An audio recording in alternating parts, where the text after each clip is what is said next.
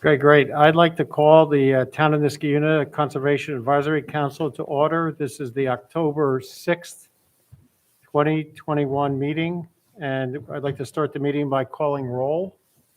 So I have Steve Burkholder,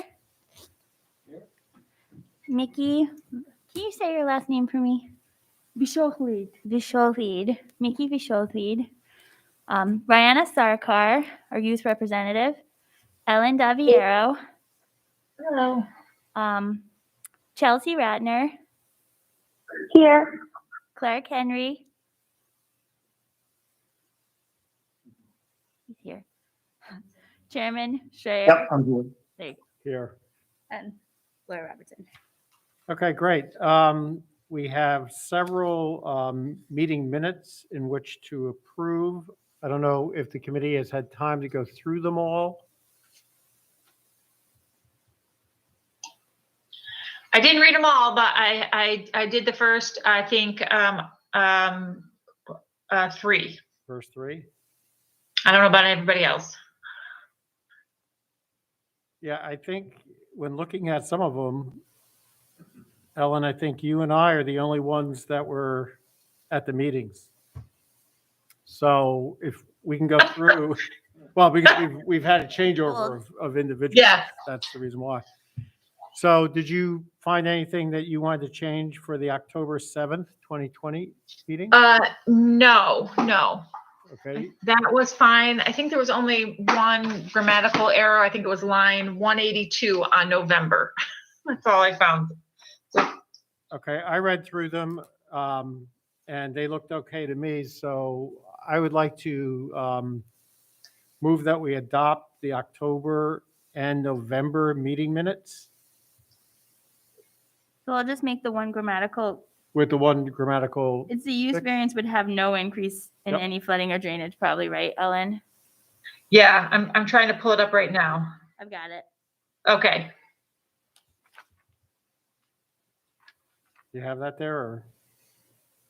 Well, yeah, it's missing the word have. Okay, 182 on the. Yeah, it's not that, it's just a grammatical. It's not a big deal. So I don't know if we should just let it slide or if it matters or what. no, So we I don't. can fix it. I was just making the motion. We can still fix it, not second. Oh, a second. Okay.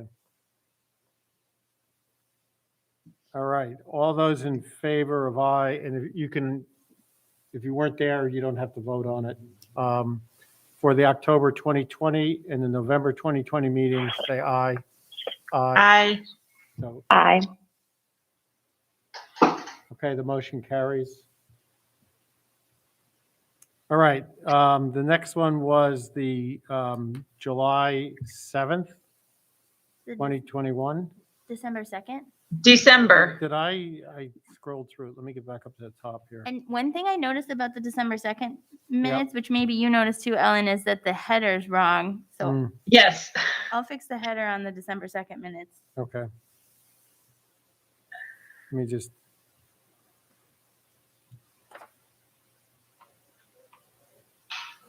I actually don't have that one. Is it in order? It is in order. I'm going from the November 4th. Wait, hold on, I'll tell you the page number. So then, so it says November 4th on the right, but it's actually December 2nd. You know what I mean? Oh, that's why I was The that's why I was wrong. passing through it. Okay. Yeah. All right. It I starts didn't on even- page Yeah, no, I got it. That's what I was doing. I went through it. page 14. Yep. Okay, Ellen, it looks like I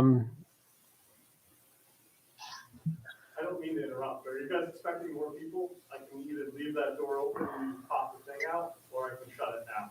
Oh, yeah, can you leave it just in case and I'll close it when I leave? Yeah. Great. Thank you. okay. Did you find anything, Ellen, on that one? Or Chelsea? I did not see anything. Okay.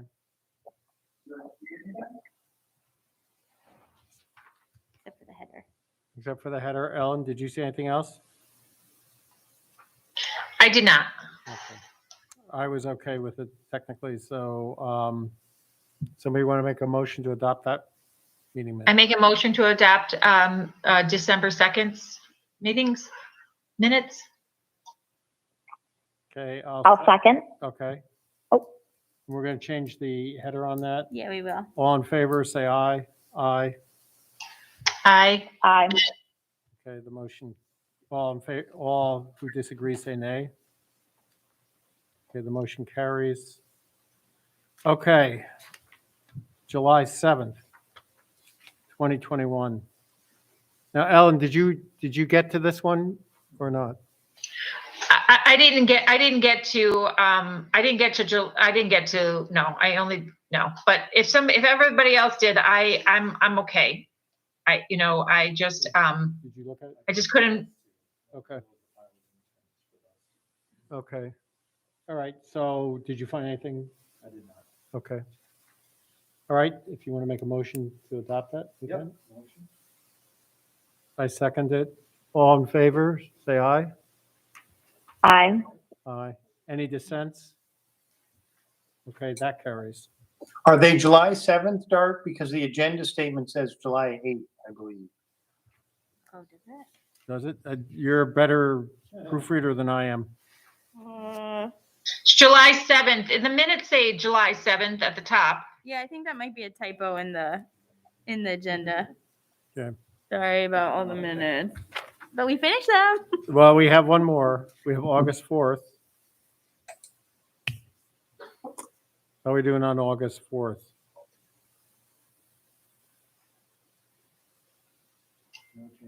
I didn't read them, but if someone else did, I'm okay. It was pretty short, I think, right? I think. Yeah. Okay, I'll entertain a motion to adopt them. All in favor? Aye. Any nays? Okay, the meeting minutes are approved. I promise I'm going to read them, those last two. Well, they're public record now, so You You're- can email me if there's typos, Ellen. I'll still fix them. Okay, thanks. okay. Other than the individuals making presentations tonight, do we have anybody who wants to speak at privilege of the floor?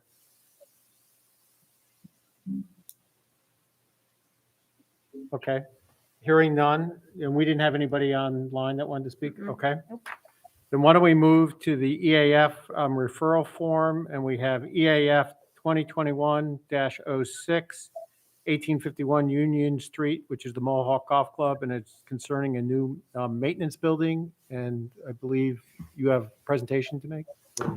Good evening, Bill Sweet, representing Mohawk Golf Club. Okay. Really no presentation, pretty simple application. We're replacing a maintenance building, 12,000 square feet. The interior of the golf course, not seen by any of the neighborhood. I think the nearest residential property is plus or minus 900 feet at a minimum away from where we're going to be putting the new building. And we've been through site plan approval. We've got the TDE on board, and we're looking to move forward. So I would entertain any questions you may have.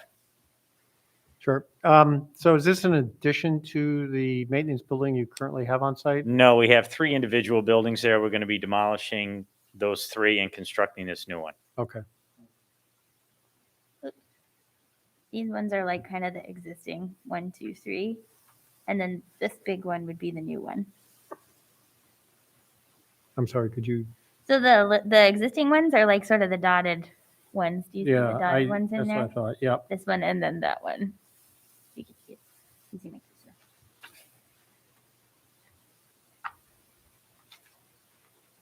one. So the applicant filled out the EAF, which is attached to your packet. Yep. I did not attach the full stormwater analysis, but they did a full stormwater analysis that's being reviewed by a TDE. Mm-hmm. And the elevations of the building are in your packet. Does anybody on the committee have any questions or comments? So if it's replacing existing buildings, is there a need to disrupt any trees or other land? Just some selective clearing, but we do that on a regular basis on a golf course anyway. Sure. So it's just part of what we do regularly to make sure that there's adequate air circulation, drainage, et cetera. I mean, that's obviously our business, maintaining a golf course, so. That's right. Okay. Yeah, and I guess I had one other question here. It looks like on the site where you're putting this building, it's a much larger footprint.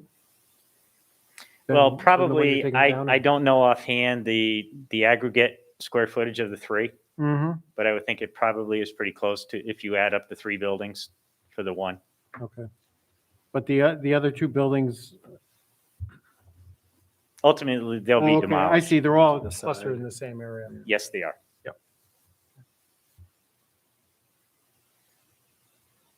That's what it would look like. Yeah, I saw that. So visually, it's still like the same height, is right? Yeah, we're not That's, asking for any variances on height. We're maintaining the 15-foot average gable height at the ridge. So it Okay. requires no variances on height. And again, we're 900 feet from the nearest. The only people that see the buildings are golfers on the 3rd and 17th fairway. Okay, Yeah, if you look at that map, it's really In the heart. in the heart of the golf course. It is.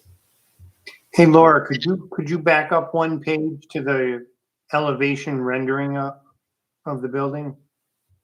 Because this was reviewed by the Architectural Review Board, and they were very impressed. If you can see the last couple feet all the way around the perimeter of the building is masonry work, which they said was really ideal for our climate because with the snow and all the rain down at that lower part of the building, those types of buildings can start looking a little weathered fairly quickly. So the masonry work helped them just look better for a longer period of time. So they were quite impressed with the level of detail that's gone into this building.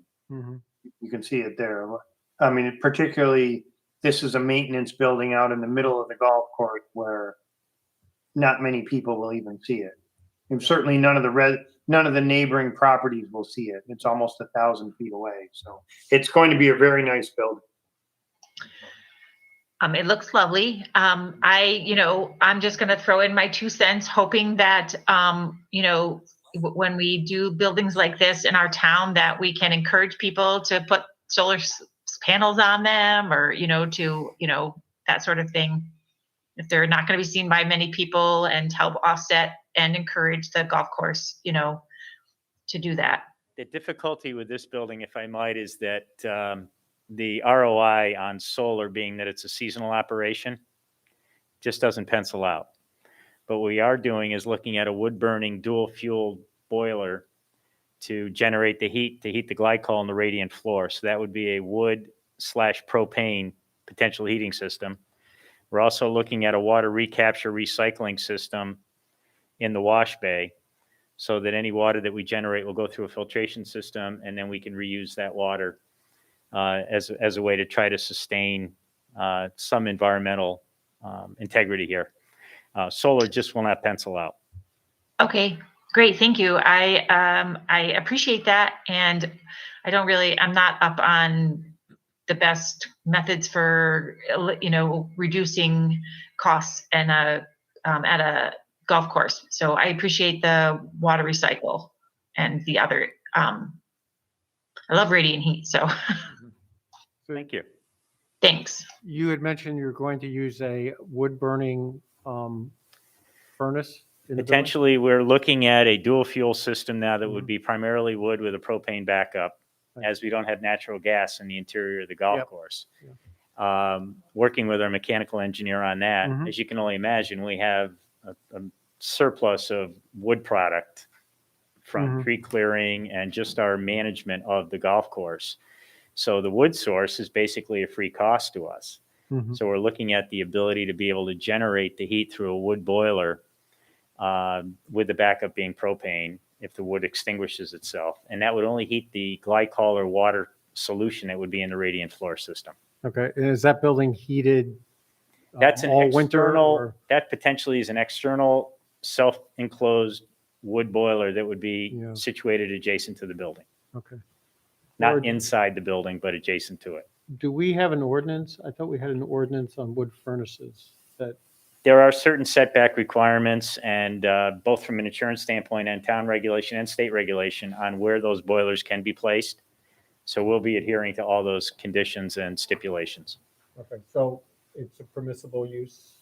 Yeah, our ordinance is pertaining to more recreational like wood burning than like boiler wood burning. Because I thought we had a concern in one part of the town years ago, and there was an ordinance written that grandfathered existing boilers in, but I can't remember if there was a permitting process or they were prohibited. We need to check that.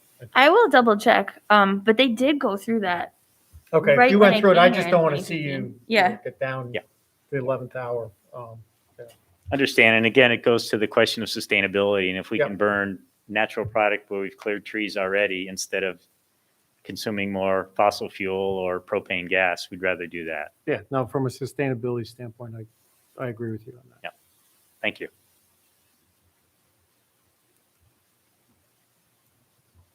Do we have any other questions?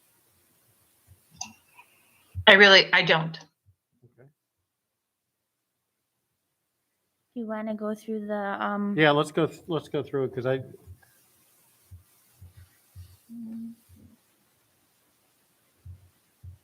get in trouble when I share my entire screen, but I'm going to do it. There you go. Okay.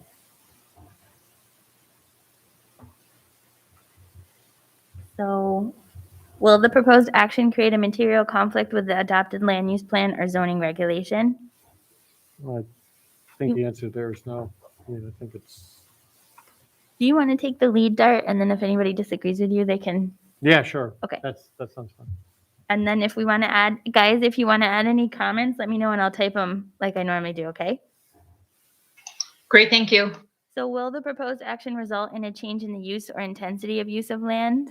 I would say no. Will the proposed action impair the character or quality of the existing community? No. Will the proposed action have an impact on the environmental characteristics that cause the establishment of a critical environmental area? That one is almost always a no because No, we don't have that's those. not a critical area. Will the proposed action result in an adverse change into existing levels of traffic infrastructure for mass transit, biking, or walkways? No. Will the proposed action cause an increase in the use of energy as it fails to incorporate reasonably available energy conservation or renewable energy opportunities? No. It sounds like the applicant's actually trying to do renewable energies. Mm-hmm. Will the proposed action impact public water or public wastewater? No. Will the proposed action impair the character or quality of an important historic, archaeological, architectural, or aesthetic resource? No. Will it result in an adverse change to natural resources? No. And I think that will the proposed action result in an increase in the potential for erosion, flooding, or drainage? Not if we do the SWIP. Yeah, so I can make a note that Yeah. it's not a SWIP because they're not No. disturbing an acre, but they are doing a stormwater Okay. analysis. As Yeah, long as so they meet that, I'm fine. I'll put that as a note.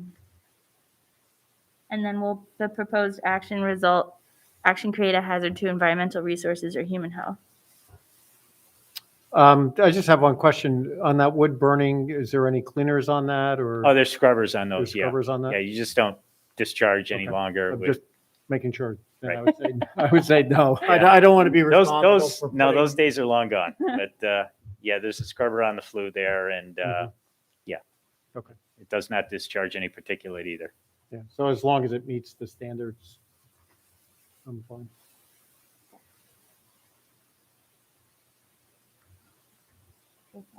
Okay, so then Okay, we just need a motion. so we've gone through the questions. So oh, go ahead. Go ahead, Ellen.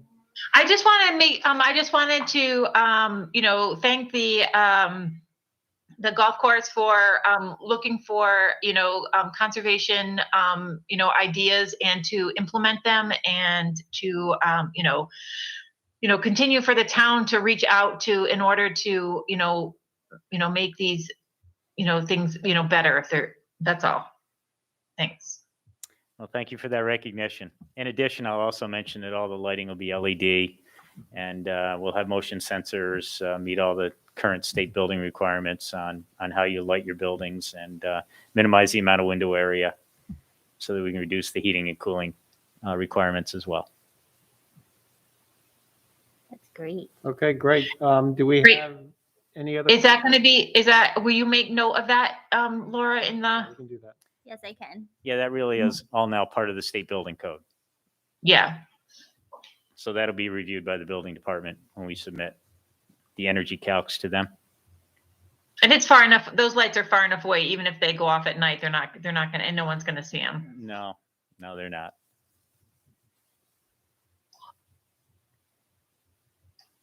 Okay, now we can make a motion, sorry. Okay. Does somebody want to make a motion? I make a motion for a negative nag deck. Right. Okay, I'll second that. All in favor, say aye. Aye. Wait, any opposed? Hearing none opposed, the motion is carried. Laura, do you know who said aye and who said nay? Well, I can just say unanimous. As long Okay. as- I just want to make sure that, Nobody said nay, right? nobody said nay. I didn't know someone didn't vote. No, we're okay. All right, great. Thank you very So- much. Yep, thank you. Okay, moving on, we have two discussion items, and the first on the docket is 1356 Balltown Road. It's a subdivision application for 20 townhouses. This is the first time we're seeing the project, so why don't you introduce yourself, and we can go from there. Sure. Good evening.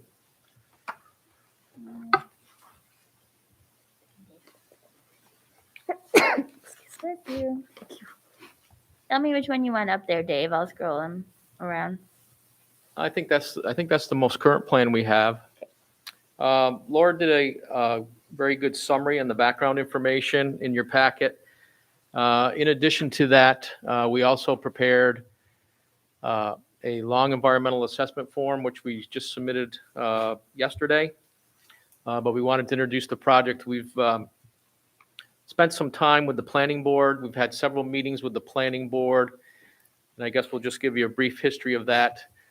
The project is located at the intersection, or just north of the intersection, of Balltown Road and Van Antwerp.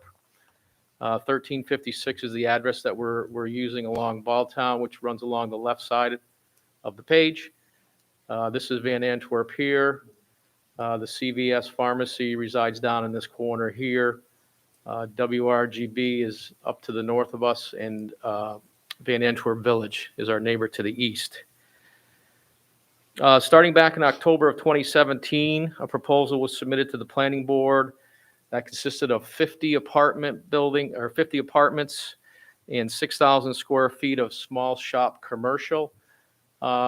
Somewhat of a similar layout, where we did have an entrance coming in off of Balltown, coming through the site and back out to Van Antwerp. But again, that consisted of 15 apartments and 6,000 square feet of commercial space.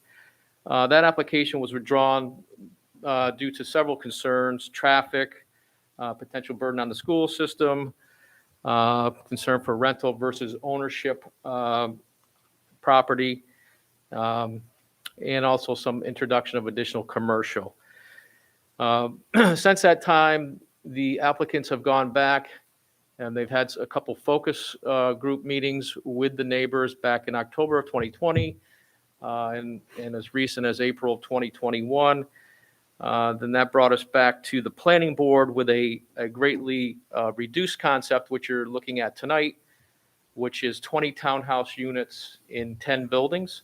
Basically, these are duplex buildings here, consisting of 2 units each. So we have a total of 10 buildings, access coming in off of Balltown, looping through the site and back out to Van Antwerp here.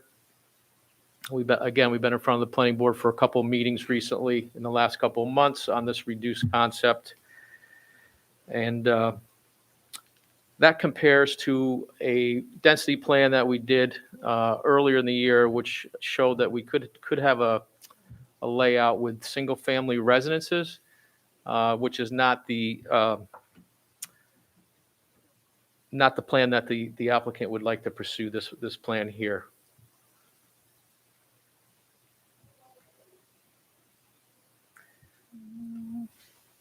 You just want to talk about the traffic numbers too there, Dave? Sure. An updated traffic report was done for this project. A great reduction that we're showing here in terms of trips. Total, actually, this isn't the total trip Oh, one. sorry, This that's is the the crash crash. history. We were well over 50 trips in the peak hour, and this proposal comes down to only generating 6 a.m. trips in the peak hour and 9 trips in the PM peak hour. So basically, very, very minor or minimal traffic to the residential, reduced residential plan that's being proposed now. There will be some variances that will be necessary for the project. So we will actually make it to the Zoning Board of Appeals as well. Mainly, obviously, there's a 0 setback here between buildings, even though these are classified as single family. They wouldn't meet the 15-foot sideline setback because it's attached units to a building. That's the main variance we'll be looking for. And then as well, some lot width variances and lot area variances. In contrast to the 9,000 square foot minimum area required by code, we have most of the lots are less than the 9,000 square feet, and most of them are less than the required 80-foot lot width. But we're looking at reducing as much as we can. At the planning board meeting last, there was some concern for proximity of this building to the roadway, so we're looking at reconfiguring this here, whether we put a few buildings together or put one of these units back here. Mhm. So, but for all intents and purposes, we would like to pursue, or the applicant would like to pursue the 20 units in the 10 buildings. Couple of highlights of the plan: private road, so there'll be no demand on town services. All the roads and stormwater will be privately owned. There are water and sewer both on Balltown and Van Antwerp that will be connected to, so we'll have public water, public sewer, and we're proposing some on-site stormwater here, which is a combination of a biofiltration and attenuation through a dry pond. And of course, we'll do the SWIP for the disturbance greater than the acre. So we'll do a complete full stormwater analysis. There'll be a stormwater pollution prevention plan prepared in accordance with the DEC standards as well.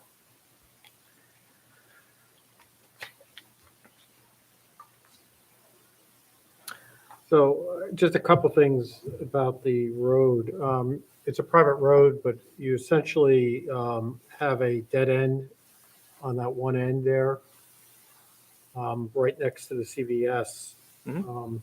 Does that, That's a good point. We're actually looking at possibly making a connection to the property, but not a connection. It would be an emergency connection. yeah, So in case of an emergency, emergency vehicles could come either in from CVS or out through CVS if there was a predicament elsewhere on the road system.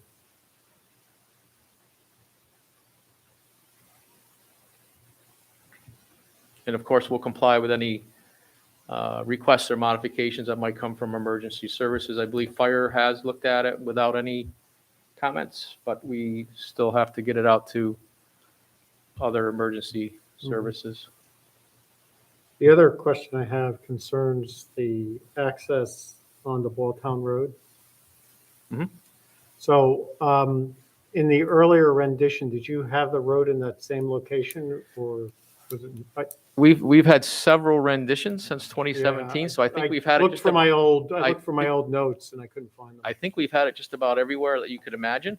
Mhm. The last plan, or the initial plan, had it up here, but there was concern with Amelia and the WRGB road. So we moved it down to get at least 150 feet away from that intersection. Typically, we from a conflict standpoint, we like to be either directly across or far away from an opposing intersection. So that was the strategy or logic to move it down here to the south. I think one time we did have it down here on Barcelona, but then there was some concern that this would be more of a straight cut through versus, causing anybody that might think that this is a good cut through to get over to Van Antwerp or from Van Antwerp to Balltown. I think this is what we zoned in on as being the best location. And I think what we talked about at the meeting, preferably, or probably a lot of people are going to find that it's going to be the most convenient or logical route will actually be to come out to Van Antwerp and go to the light. I think is going to be probably the residents will find is the best maneuver. This would be best for northbound. I guess if you're coming north and you lived up here, you could come in on your right-hand turn in.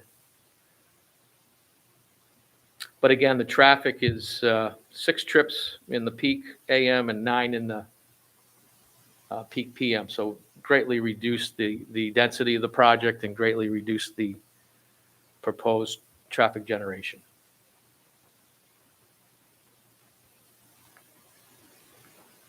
So the concern last time was that we couldn't line up the roads exactly. No, I think actually the roads were aligned last time. But there was a much higher trip generation because it was 50 apartment units, and people felt like it was too intense for that section because it's actually not per the zoning. The application before was Yeah. like a mixed, like a PUD type of thing that was going to go to the town board. Yeah, I mean, I'm looking at that road. I think that intersection could be really challenging. Although it looks like the drawing that you have and the drawing I have are different.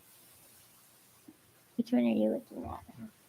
I'm looking at the drawing where the road is right next to, Yeah, that's the old one that was in his initial letter. okay. So that's what Dave was telling you. They initially had All the right. Yeah. So they initially had the entrance too close to Almeria, so they shifted it down so that hopefully the sight lines are a little better. Yeah, okay. You were talking and I was looking at my rendition of your, okay. Yeah, we had it up here almost all the way up to the northerly property line, coming in north of the most northerly building. So we moved it down 150 feet to get away, so we're not into a direct conflict with Amelia. I can't say that. So I wasn't here for the last time, for all the renditions. I mean, I do remember this, this issue obviously within the town and the meetings and stuff like that. So has this been, how do the residents now feel about this in the area? The applicant had a couple focus meetings. I guess they were virtual meetings, back in October of 2020, and then again as recent as April of 2021. The applicant did write a summary of that to the planning board chairman, Mr. Walsh. So that's Is that on? it's page 51 of your packet, Ellen. Okay. And Ellen, the other thing that was talked about at the most recent planning board meeting is because there are a number of variances that would be required, this will have to go to the ZBA. So there will be a public hearing from the zoning board of appeals. And then I think a public hearing for the planning board as well, right, Laura? Yeah, at minimum 2 public hearings with mail outs. Yeah. Okay, great. I just wanted to make sure of that. I mean, this is the first time, I was having trouble, envisioning, what the traffic was going to look like and what, this road still does get backed up quite a bit, during the high peak hours. I mean, you did your traffic study. It's, whether or not, as soon as somebody turns opposite way, on Balltown Road, they hold up, the traffic, which then pushes it all the way back to, all to, to Route 7. But, I don't think there's anything that you can do to, mitigate that. So I guess I'm glad that there's further review and that the residents have a chance to look at it. Are the buildings that are being put up, are those the ones that are in our pictures, or are those the renderings? The proposed side elevation unit type 2A, and yeah, that. Correct. Those are the current elevations that the applicant's proposing. One thing we were looking at is possibly seeing if we could add some diversity in terms of either the facades, in terms of material types, or something to make them look slightly different between buildings. That was one of the comments that we received from the planning board at the last meeting. So we will look at adding some diversity to the facades of these buildings. Okay, and then the parking is within the unit. It's is that correct? Each unit does have a garage. We are also looking at doing some minimal satellite parking or overflow/visitor parking, just in case there's times of demand where people have visitors over that they have a place to park other than just a driveway. So essentially each unit will have a garage space, and then it will have a driveway space off the roadway. okay? But- So the overflow parking isn't in this, correct? In this. Correct. Actually, that was one of the focus group comments, that they were pleased to see that the project has been downscaled from the original 50 apartments in the commercial to just the residential project. They were also happy that the buildings were spaced out, as you can see on this plan, compared to what they were originally. Yeah. The public thought it was good that the blacktop was reduced, but I think the planning board is pushing or recommending that we do add that back in, at least to some extent. I'm not sure exactly how many spaces we'll end up with, but based on our experience, it is good to have some. You can really never have too much parking, within reason. Are these noted sidewalks along Balltown Road? Is that? That's an existing sidewalk, correct? Okay. All right. And then, all right. And then I just, as always, we really want to encourage, any environmental processes that you can put in there to reduce, greenhouse gases. So, solar, I'm sure LED lights, that kind of stuff. So, and are these individually owned, or will there be like an HMO with pesticides and all that sort of stuff? The units will be individually owned, but there will be an HOA to take care of the maintenance of the roads and stormwater. But one of the environmental elements that we have designed into the project, from the get-go here, is there's 1.4 acres of open space that we'll be preserving as part of the project. So in terms of trying to maintain some green space, we're about 25% plus on that. So, and then we'll incorporate whatever we can in terms of green practices in the stormwater. And we can look at what other green elements we could design into the buildings and in the roadways. Okay, so I don't know, Laura, I'm for pesticide free. So, so whatever we can do to start pushing that more, with projects like this, because, the manufactured lawns are not good for our community. So. Yeah, so on one of the plans that had come in like 2017, it showed the existing street trees and they're kind of there's existing street trees I think are still shadowed in here a little bit. But maybe like a street tree planting plan and like if you can do bioswales or something with a little bit more native landscaping plan or something like that might be good here. We can look at that. I have a question. Okay. Yeah. Okay. I have a question.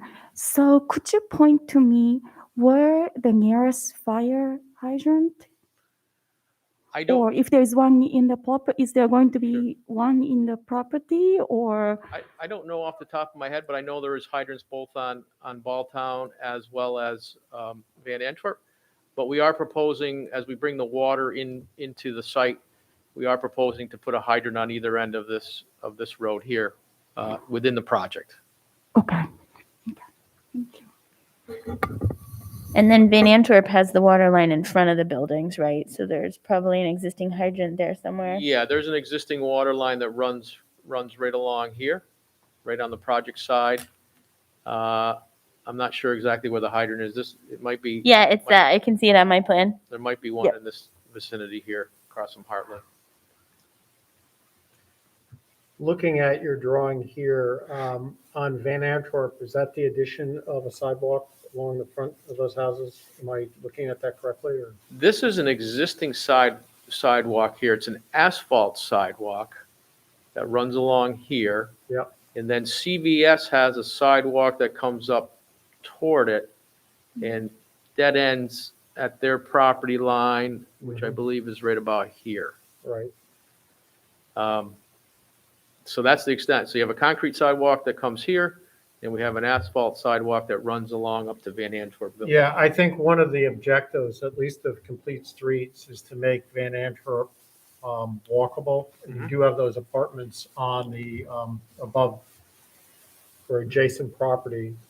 And I think a real goal would be is to put a concrete sidewalk in along Van Antwerp. And I know there's a missing part there, but if we don't start actually putting in the infrastructure the best way we can, which unfortunately in this case is piecemeal, we're never going to achieve that goal.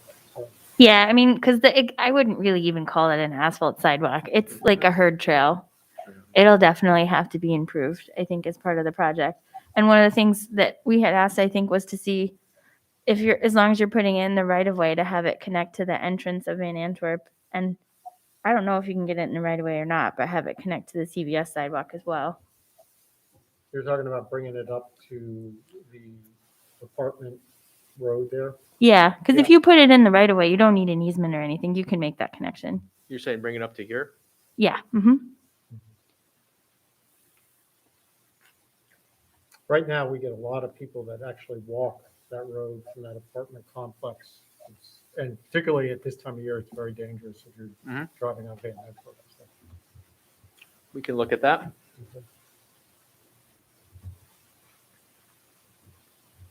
And right now, this is zoned at R2. 3 or R2. R2. The R2 is only along Balltown Road. It's not on the other side of VA at all.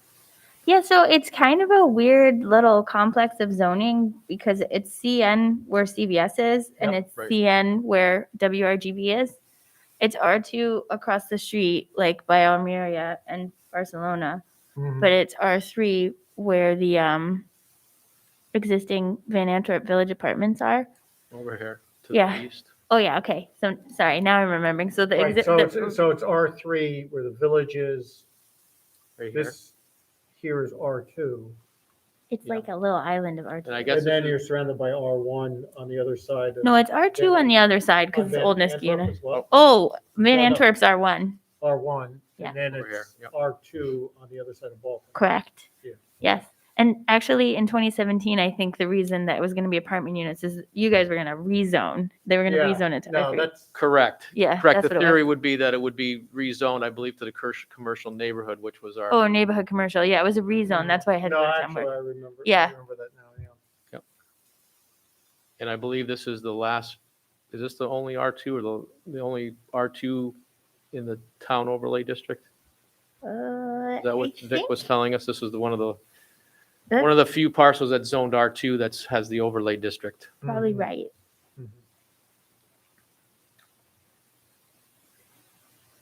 There might be like there's sort of like townhomes that are right on Knott Street East. That might be zoned R2, but there's definitely not a lot R2 If this zoning in the was, town if center this overlay was district. R3, there wouldn't be variance issues. Is that correct? No, R3 would allow the apartments to go in directly, but it would still need variances to the lot The line. lot line? Yeah, And the size? because these really aren't apartment units. They're Yeah. individually owned. It's just a 0 lot line. So Yeah, no, It's we would not like the to, same as- we would like to clarify, these are for sale, these are single-family Yeah. residential for sale units. So you wouldn't be able to do this in R3. Because of the lot sizes, the lot size. Yeah. Yeah. It would have the same variance needs. And we're actually working pretty well on reducing a lot of the variances, especially the sideline variances and spacing the buildings out. So I think our principal ones will be the sidelines for the buildings, which are, we can't The 0 lot eliminate lines, yeah. the 0 lot lines. And then the lot width and areas. Has the applicant thought about just going for the CN zoning change? Well, that's what he tried before. And a CN Well, wouldn't help him CN here with either. This arrangement, It wouldn't help him here either. This is, I think, the only zoning that it would work to do this in. no, really. Yeah. Yeah. These are the applicants, actually. Oh, okay. Hi, Bob Miller. I just wanted to add one thing. Everything you said is correct about, back in 2017 when we were here, it was going to be CN and R3 on the back part. And what we looked at after the conversations with community members and what we heard at the planning board was, what can we do as of right? And so that's when we looked at more specifically looked at the R2 zoning, which it is. And we said, okay, because that's really a starting point is what can we do as of right? And that's where we came up with that plan for 17 single family homes with the road that goes through. We looked at that and we said, how can we do this with less of an impact on traffic, less of an impact on the environmental, because if you look at that 17 unit plan, it uses the entire parcel. Mhm. Less of an impact on traffic, less of a burden on schools. And that's where the 20 townhomes, they're single family homes just pushed together. That's where that plan came from. Mhm. That plan has less of an impact on pretty much every category than the 20. Yep. I Than certainly the see that. 17 homes. Sure. Thanks for that clarification.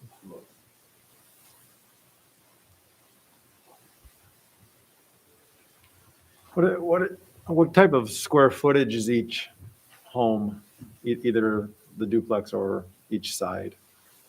Do we have floor plans yet? 2,100. About 2,100 square feet per Okay. side. And how many bedrooms? How many bedrooms would that be then? We have Sure. 3. We do have floor plans developed. I don't have them with me. Yeah, that's But we can certainly get them to you. Mhm. They are all first floor master with 2 bedrooms upstairs. Mhm. So they're 3 bedrooms. So sorry, and just to confirm, so it's 4,200 square feet for each building? Yes. So- Yeah, there's a little bit, you can see every unit, pretty much every unit except the 2. Do you have the plan? I see the two. The different- those yeah. 2 are front loaded. All the other Yeah. units are rear loaded. Yeah. So there's a little bit difference in the square footage between those 2 different types of Fine. units, but that's an approximate. But all 3 bedrooms. I think so. And there'll be an HOA or, yeah. Okay. So I just want to, I mean, it's up to obviously the developer, but do people consider making any of these like ranch style for some of our older residents who are looking for smaller places all on one level? So our study of the market has told us that this is the product that people are looking for, that the market is looking for, which is it has all the living space on the first floor, your kitchen, your family room, your living room, and your master bedroom. So if if you wanted just to have that spare bedroom upstairs or 2 spare bedrooms upstairs, you have that. Oh, okay. I apologize. I did not hear about I didn't hear the 1 bedroom on the bottom. Thank you. Yeah, you're welcome. Yeah, and I just want one other clarification. The rear loaded houses, the front of the house is going to be on the road, right? That's correct. Okay. The front of the house, The facade will face the road. that's correct. Yep, on Yep. both Balltown and Van Antwerp. Okay. So those are just like sidewalks, I think, to the front door that you see between Yeah. the buildings. Yeah, those are like just residential sidewalks going to their. Yeah, no, but what I would want to make sure is that we don't have a bunch of rear Garages. facades. Yeah. Well, even if the garage isn't there, the building should look like the front door Yeah. is facing the street. Correct. That would be kind of awkward for the community if you just had a lot of back houses along the road. That is the plan. Okay. Yeah, so that's the front of the ones that are on Balltown and on Van Antwerp. And the sidewalks would be going to those 2 doors there that you see, Mhm. these guys.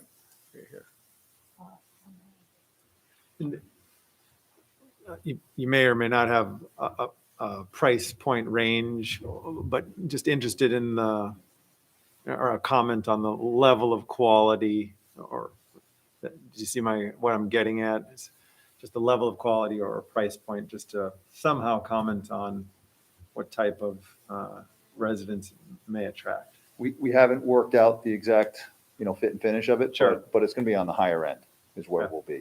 Okay. No, that's all I needed. Thanks. So I know Dave did send the long form EAF to me, but it was too late to put it in your packet, so I can email it out to you guys. Mhm. And then if you had any comments or questions for them to incorporate into the next set of plans so that you guys could take a look at it in November. Yeah, I think In Oc- that would be a yeah, reasonable November. expectation for us. Yeah. Okay, for an EAF in November. Now, they will not be in front of the ZBA before then. No, they won't. Right. They might be on the ZBA meeting in November if they want to be, but you guys meet so much earlier in November than the Yeah. ZBA. Okay. Yeah. Do we have any other questions for the applicant? That's all I have for now. I appreciate the due diligence. So thank you in the presentation. Yeah, and I'm sorry, I don't think the applicants realize that people virtually can't see you. They can only see the board. It's something that we got to work on for our virtual meeting. But for you guys, because I know you can't see the audience, both Tim and Bob Miller, the owners, are here. Okay. I know I'm sorry that I couldn't make it. I just couldn't get there tonight. I'm bumming because there's a lot in here that I like details. So thanks. Laura, one thing, can we also have a stormwater plan there? Just have some details on the stormwater, because we do have concerns in this area of town. I want to make sure that we're not adding to the problem. No, like we alluded to earlier, we will be doing a full drainage analysis, Yep. full stormwater analysis, full SWIP. Basically, we won't be increasing any of the discharge rates off-site, and we'll be treating the water quality on-site as well. So we'll have to analyze, our principal discharge point is at the connection with CVS. There's a pipe that actually goes off the site at that southern end of the property. Mhm. So we'll analyze that discharge point and make sure that there's no increase in flow that goes off of that site. And what storm level are you going to design for? Pardon? What storm level will the design be to? We have to look at, according to DEC, we have to look at the 1 year, the 10-year, and the 100-year. So we have to safely convey the 100-year as well. And we won't increase it for that, which is approximately 7 inches of rainfall. Okay, that's a big since it storm. seems like we're getting a lot more rain. Yeah, That's what I want to hear. Yeah. Did we no, get like have to look 7 at the- inches last night? Like, I don't know. Now we're up So much to rain. 6.5 or 7 inches. Yeah, okay. Just in that particular area of Niskayuna in particular, the storm drains downstream of your proposed development are undersized. There's been problems in the past with that. Maybe not on Amelia, but in that area. Yeah, I Just the believe, way the whole neighborhood developed over the Yep. years. So I want to make sure that we don't make a problem worse downstream. yep, we'll take a look at that. We ultimately will go through CVS as well. I Mhm. think that all ends up goes down through College Creek and out to the Mohawk. Yeah. I think it makes it down through Schenectady. Yeah, I think the challenge is at times we've received complaints of storm drains overflowing. Sure. We can't handle the water. Yeah, Surcharge. surcharging. Yeah, they surcharge sometimes. That's when they boil up out of the Yep. grates. Yep. Okay, I have no further questions. Does anybody else in the committee have any further questions? Okay, so we'll Okay. put you on the schedule for the first meeting in November, and we'll do the EAF and the updated drawings. Sounds good. Thank you. Okay, great. Thanks, everyone. Okay, we have another discussion item, which is 1448 Balltown Road, Ace Hardware site planning amendment. Laura, you Yeah, let me. pull So, that up? yeah, I should have just not stopped sharing my screen. Hold on. Good Good night. night. Dave. Um,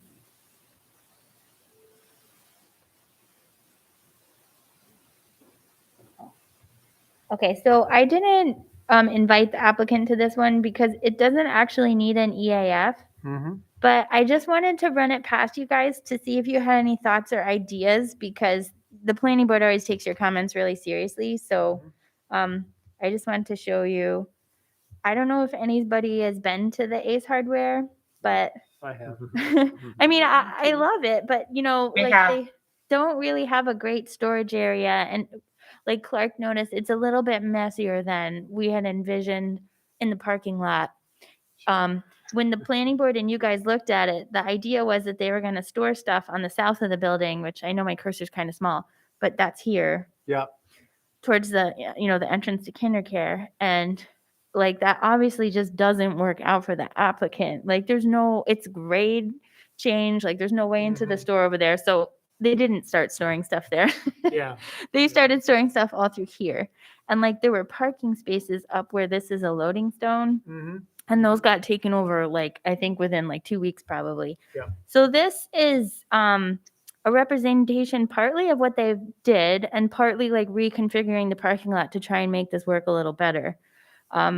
So they've got, rather than parking, they've got the loading zone where they could put their mulch and their soil bags up here. And then they're reconfiguring the parking. I can show you the current. Is this the current? Oh, sure. Hold on. So the current parking is like this. So it's like all the way down, and you know they sort of got this blocked off because it's just not a great situation.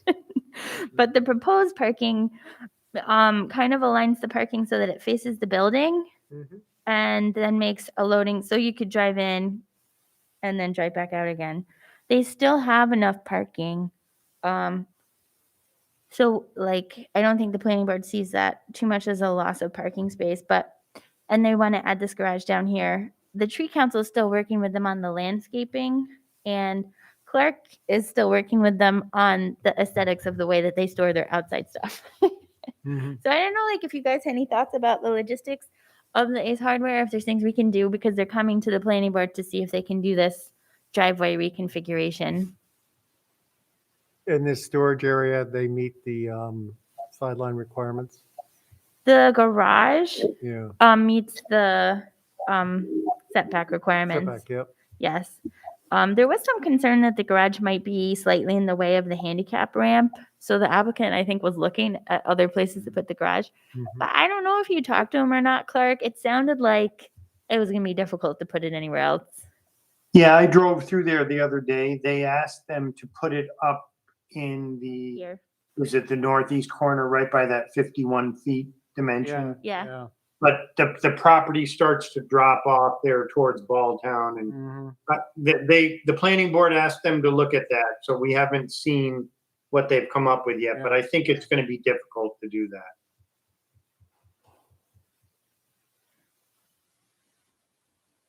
I mean, I love their EV charging spaces, which don't change. They're still Mhm. gonna have all their EV spaces here. Oops, sorry guys. Is that a dumpster to the east? Yeah, this is here. Yeah. Yeah, I believe it's there now. That corner feels unutilized.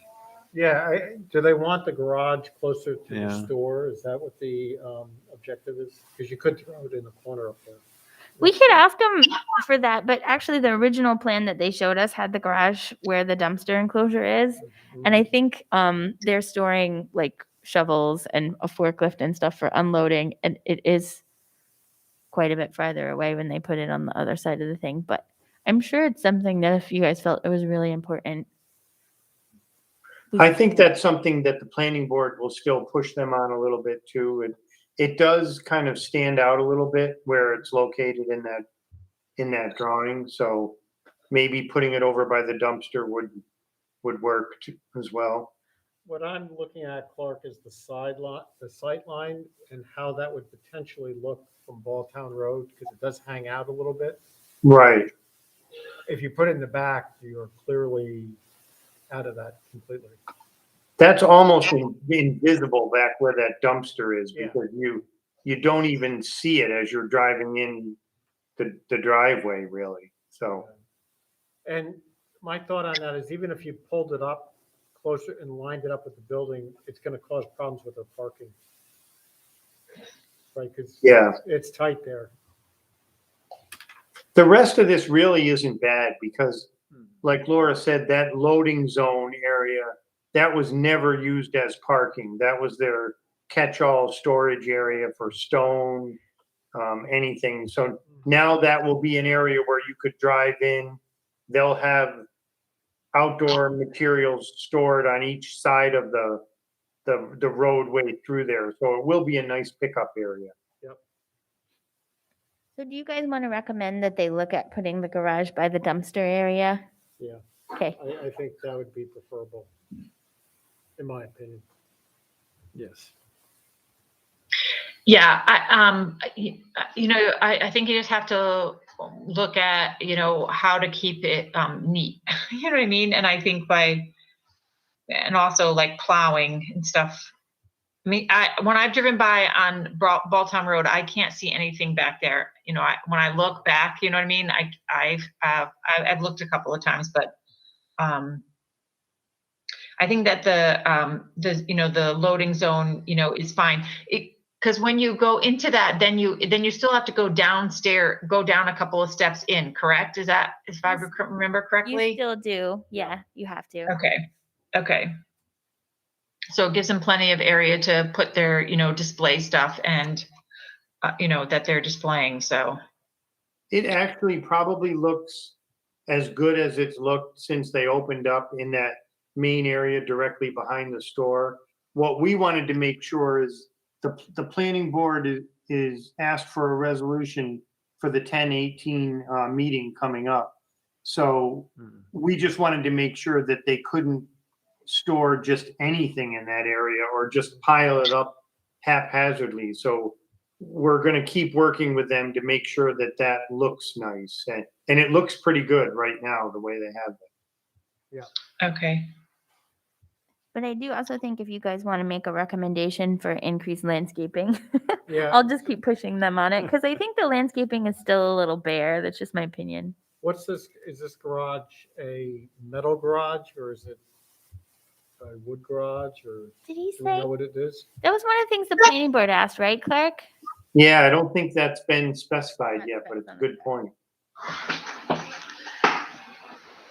I'm all for more landscape and trees and, stuff like that. Yeah. So that's my, I can say that I thought that, that their sign on coming off of Knott Street is hard, you know what I mean? Like it blows or it's, it doesn't look nice. It doesn't look professional. So, it's, I have some zip ties. Every time I drive by it, I want to go over there and zip tie it for them because I'm just like, but I've been there a couple of times. So, and I don't really have any, you know, anything you can keep together, you know, two things together is less that you have to then, you know, work around plowing, cleaning, everything like that. It's just one more less place that can get dirty. Yeah, it's a good point. And Laura and I have learned a lot about Ace Hardware and Hatchet Hardware. The owners of this store have been really, really nice, and they've been very open to working with us, and they have a lot of flexibility. Like, they're not mandated exactly what to do by Ace Hardware. As an individual franchisee owner, they have a lot of flexibility with their site. So I'm confident that they'll take your suggestions and act on them, because they seem very open to suggestions. Yeah, I'm still looking at this garage. I think if it's in its current location, It's probably. we have to make sure, again, this is in the overlay district. That garage is going to be a nice looking garage. It should be, in my opinion, but if you have it back by the dumpster, maybe it's not as stringent because it's out of the line of sight. Yeah, that makes sense. I mean, I don't want to put an undue hardship on the applicant, but we are in the overlay district. We have performance standards. And Well, no, I mean, that's partly why we're regulating the outdoor storage so yeah, heavily, and we had right? a big discussion about it looking messy on that side. Yes, we did. So, Yes, we did. and if we want to put And maybe if they move it back towards a dumpster and it doesn't have a stringent protocol on design, maybe they could, you know, I don't know, every time you make a storage for some place, you know, you always end up needing more. So Yeah, gather. so, but anyways, you know, I'm for it by the dumpster. That's my vote, and for more green. And I'm glad they have where you can charge, and that frees up that area over there, you know, for, you know, perhaps more parking or something. And just some other things on the drawing that you will see. They're actually working on that greenhouse in the front Oh, yeah. facing Balltown. Here. The footings are all in for that, so they expect to have that up this fall. And then you can see they're running the sidewalk out to that road that leads up to the KinderCare, rather than coming down to Balltown Road. So yeah, I noticed that. And what was the reasoning for doing that? I think it's handicapped access because the slope was a little too steep going down to Balltown. Yeah, they would have had to put stairs to Balltown, and then per code, they would have had to do ramps around the stairs and stuff. And Okay. So they're tying into that. There's an existing sidewalk there, it looks like. there is an existing sidewalk. Yep. Okay, good. That's a long way to Balltown Road. Yeah. Yeah, but I think one of the things that we wanted to ensure was that we wanted pedestrian access from Balltown to the store itself. To the front of the store. To the front of the store.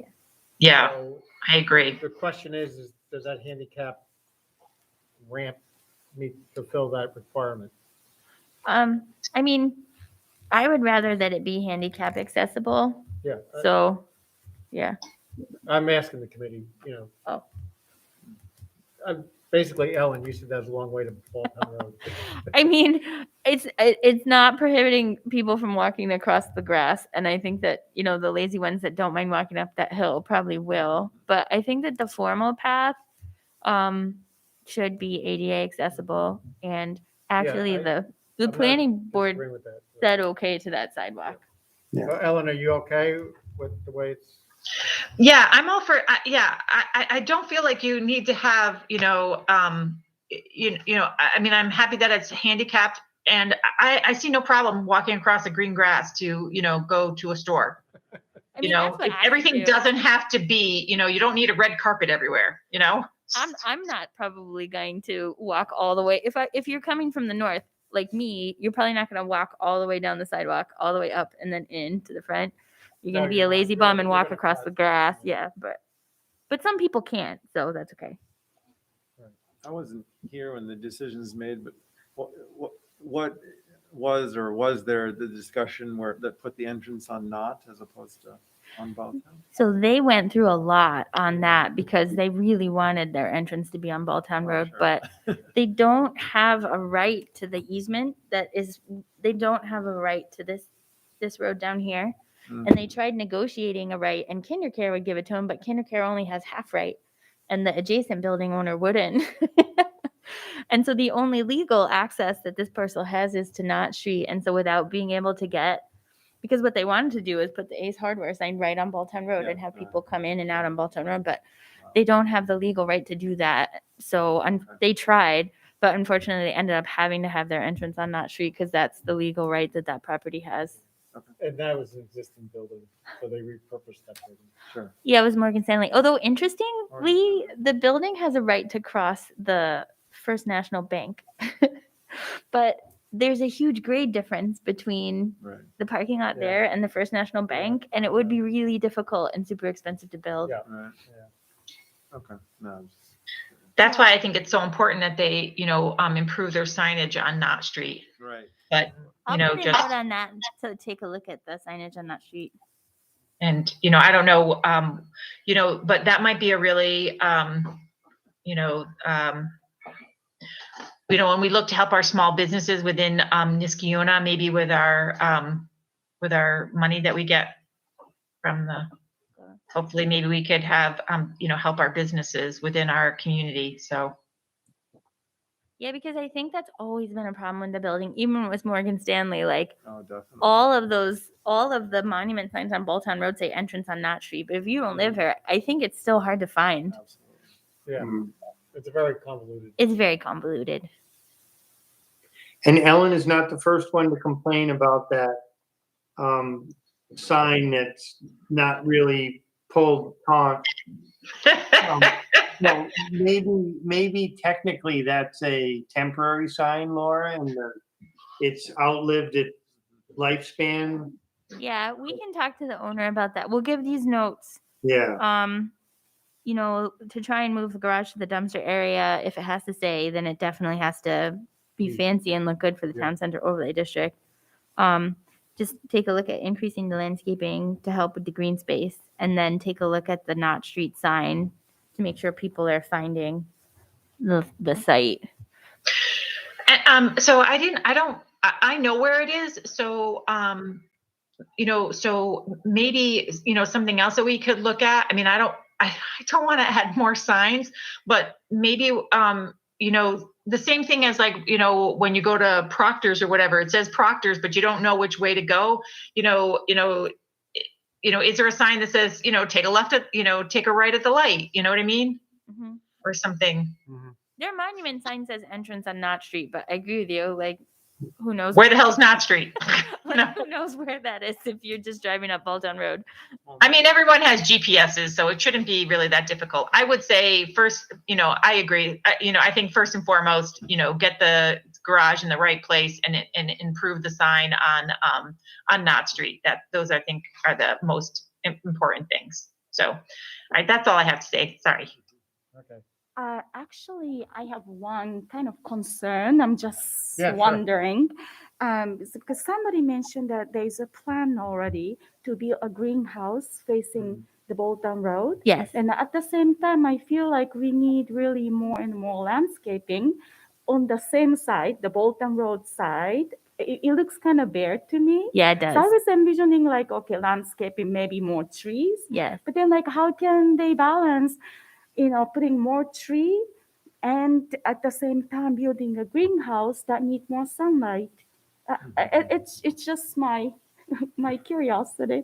Yeah, I mean, I don't That's a good know. observation. I don't know that the greenhouse, and I'm not an expert on this, but I'm not sure that it's actually like truly a functional like growing of food greenhouse. I'm for sure it adds more light and stuff like that. But my guess is there's probably even interior lighting inside the greenhouse because it's like a Lowe's greenhouse, it's probably not too big of a deal if the trees are shading it. But there's two trees on the entrance to like KinderCare's, two silver maples that are kind of in disrepair. So I think those are actually going to come down, and then we're trying to get them to plant other trees there. Well, would we have them sort of, you have the 2 silver maples coming down. That's these complete the right here. street trees all the way along Balltown. We're trying actually to get them to plant the trees because they had, I don't know if you guys even remember this, but they had, but there was a line of trees along the entrance to Knott Street that had to be taken down because they had to widen the road so that they could get deliveries. So the tree council is trying really hard to get them to plant a line of trees back here. But it's like, to Mickey's point, you kind of want the public to be able to see the front of the building so that. Yeah, I do remember Hardware. conversations about that, Laura, when we were talking about the facade signs on the building facing Balltown. And, you know, they also want people driving by to be able to see the store, so. So Yeah, they don't necessarily need to be trees, but they certainly can be, Right. Things that are low growing, that are, that are nice, you know? Foundation plantings and things that'll just make it Yeah. look nicer. Yeah. I'll put all that in there. Alrighty. Okay. Do you have any other comments on the Ace Hardware? I'm just going to say this one last thing, but I mean, they actually could use that front space to start, that could do like, how like when you go into that you go into like tile places, and they'll like tile, they'll like have a small bathroom and they'll have the different tiles. They could actually, create, some, places to say, hey, these are, this is what your front of your house could look like, and do, these are the, plants, or this is a design, similar, I mean, not as big, but do you know what I mean? Like to give people ideas or to, help sell their stuff. Yeah, I think that's a good thing to bring up with them when we're trying to get them to do more planting. It can benefit them too. Yeah, I mean, people are always going, what do I put with what? What do I put with what? And instead of, I mean, having whatever, I don't know how many plants they have there, but, showing them, together, then changing it, every season. Yeah. I would think they would be open to that. I mean, it's basically a family-run business, right, Laura? With Angelo and. Yeah, I think that's a really good point to bring up with them too. Like maybe put some of the plants that you're going to sell out front so you can show people what they look like. And also that's more incentive for them to care for them because they're helpful. Yeah, I mean, I could totally see, like a faux front yard and be like, okay, this is what it will look like in fall, and here's our fall things we're selling, and here's the winter things we're selling, and you know what I mean? Yeah. People always need ideas. Not everyone is like, hooked on Pinterest. Yep.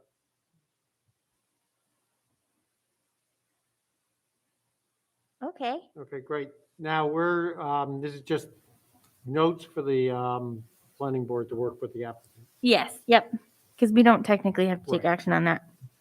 Okay, why don't we move on to reports? And the first item is the natural resource inventory. Ashok's not here, but did we hear on the grant? We haven't heard back on the grant yet. I know Ashok had a meeting with the natural resource inventory people, a couple, like Rihanna, were you able to go to that one? I was not able to make that one, no. So we can leave that one for him to do the update on next time. We can do that. Okay. Pesticide outreach update. You want to go, Ellen? Oh, just that, I just went to those farmers markets, and, every time I went to farmers markets, I, sold a few signs. I had, people that were very interested, people that are not. I think the biggest barrier to us turning the tide on this is that we do not have any lawn services that do pesticide free. Everyone will say they won't treat your lawn with pesticides, but they won't do anything, that, they're not using any natural, things to, get rid of your slugs and bugs that people don't want in their, in their yard. So I think that's our next, I think I'm going to have to go into business and start my own lawn care service in order to be able to do this. Cause that seems to be the next, barrier, but I'll continue to do, the outreach and yeah, I'll go in business with you, Ellen. We'll change the world one lawn at a time. Yeah, Okay. I mean, this is gonna be a hard battle, but I have seen change even in my neighborhood. There have been several neighbors that were adamant about the chemicals and they're not putting chemicals on their lawns now. So, I think it's gonna be a long push, but we'll get there eventually. So I did want to ask something, Laura. There is an area where they take all of our, they've collected all of our grass clippings and they put them in the town, and they have them in a huge pile. And then there's this water, and it is as green as green. Now, is there a way to find out from the town if that green pond is there on purpose, and why is it that, is it that color because there's runoff from all of the pesticides that people are using in their, is that something that we could ask? I can ask. I know where you mean. It's at Blatnick Park, like Yeah. where we take the leaf clippings and the grass clippings and stuff like that.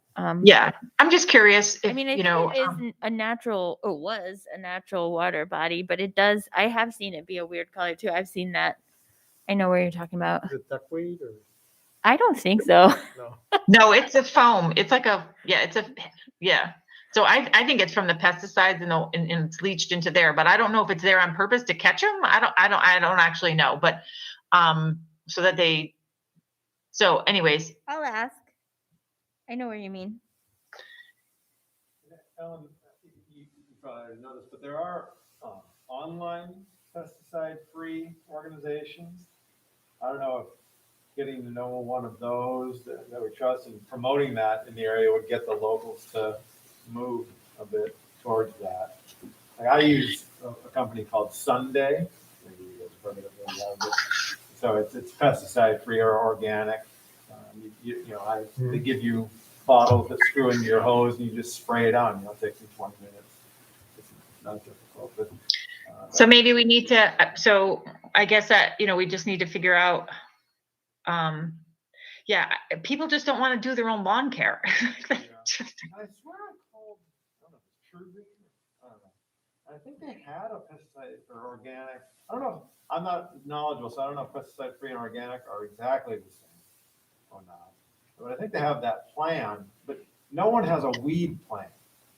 Yeah, so that's what I mean. Yeah, that's the weed. So nobody does neem or the earth diacylchlorastora, whatever that is. So those are the two things that help with weeds and bugs. So that are considered organic, that organic farmers can use. So they're safe to use. Even corn gluten that doesn't only works like 40 or 50% of the time or something like that. But people just don't want to do it by themselves. We'll keep working on it and, keep plugging along. We said this before, like if we look into, what'd you call it? Sunday, and it's something that, fits our pesticide-free pledge, maybe like we could do an email blast and say, did you consider like trying this product? Here's our pesticide-free pledge. If you think that this product would work for you, plus, I mean, it's not like we can totally plug a product. Yeah. We could find a couple of them Yeah, and be like, Put 'em on the website. like here's some alternatives that you can think about. And then if you like them, like take the pesticide-free pledge. Like even if it's like, in December and people are just buying, I'm okay with that. We have plenty of, I have all the people that, are pesticide free, but but if that's okay with the town, then it's okay with me. I'm all for that. Yeah, I feel like it would be helpful because people aren't necessarily going to do the research themselves. So if we say, here's some good things that you could try, they might be. Yeah, I could clearly see, there was a great division between the people that were, that came up to the table and were like, oh, I'm really into this and I like that and I do this and everything like that. And the other people like, well, that's just craziness. I like my lawn, so. Well, all So- outreach is good outreach. Maybe they change their mind when they go home. I don't know. Anyways, Okay, Lomo, So Biodiversity Initiative. So Ellen and I have been working on the final signs, and Ellen, I called Knott Street today. Oh, good. To see where they were on ordering the signs, but they didn't call me back, but I know they will because I like them a lot. And I talked to Highway this morning. I had already said that we could supply the poles, but they confirmed again that we can supply the poles. And they're happy to mark things out for us. Ellen and I had transplanted a bunch of things, and her mom and her niece had transplanted a bunch of things from Kelt's farm, which were doing pretty good. And we ended up not having to water them. I mean, Ellen watered them for like 3 weeks, and then it became the rainiest summer ever. So I think they're still okay.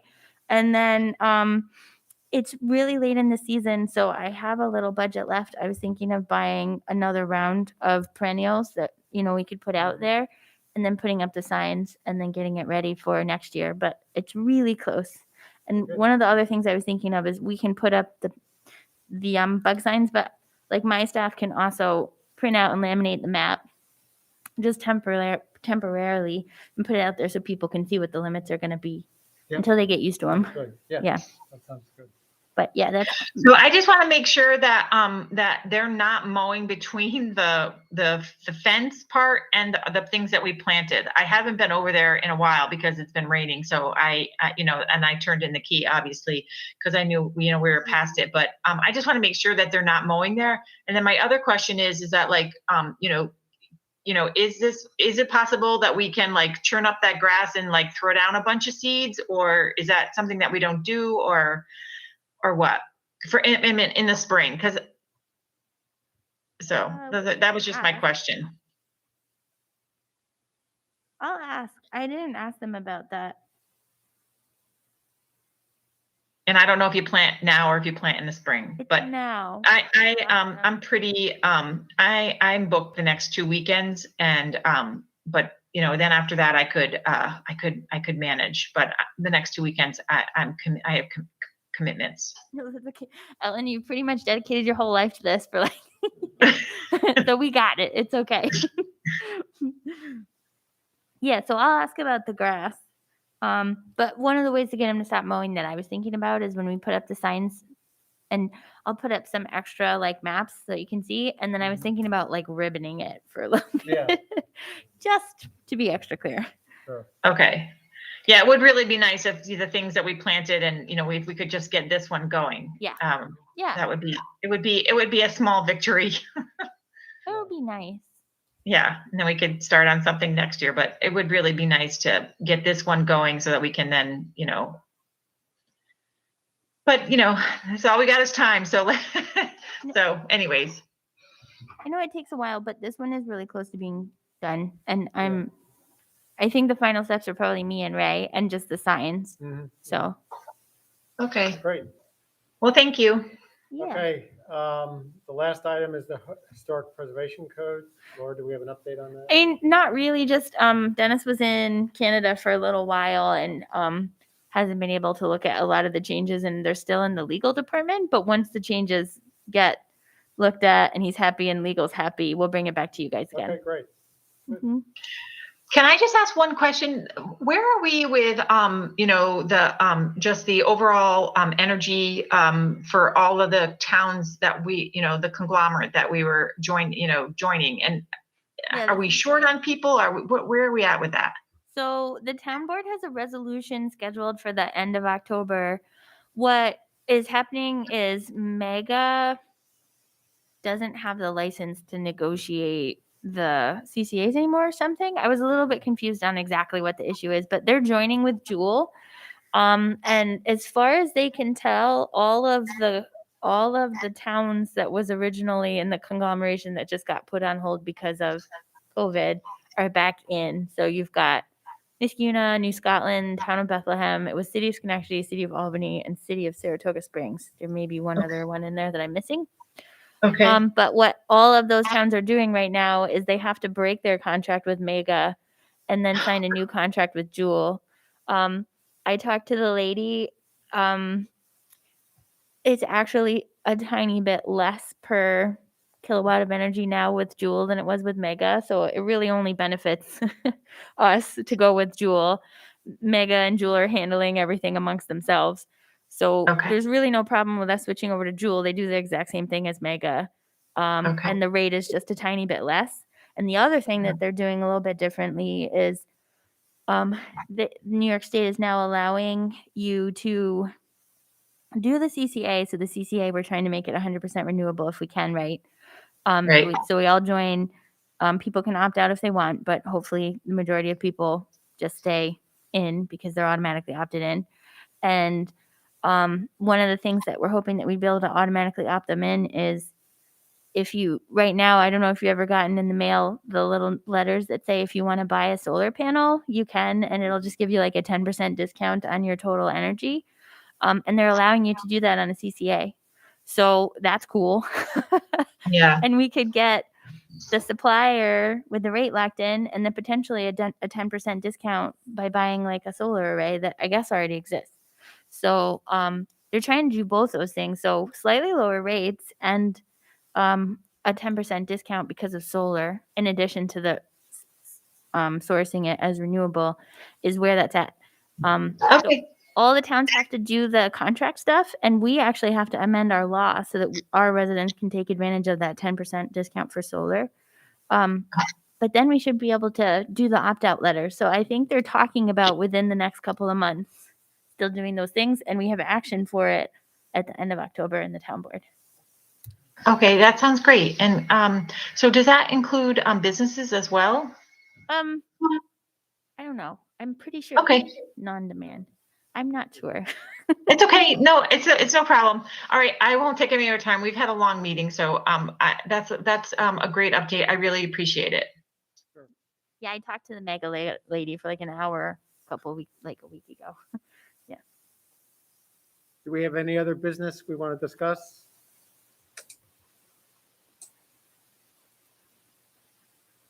Hearing none, I make a motion, we adjourn tonight's meeting. I second. All in favor, say aye. Aye. Hi. All Aye. speak. Okay, we're adjourned. Thanks, guys. Thank All you. right, good night, everyone. Thank you. Hey, Good night, everyone. hey, Laura, are you still on? I can talk to you in 1 second. I gotta talk to the live stream. Okay.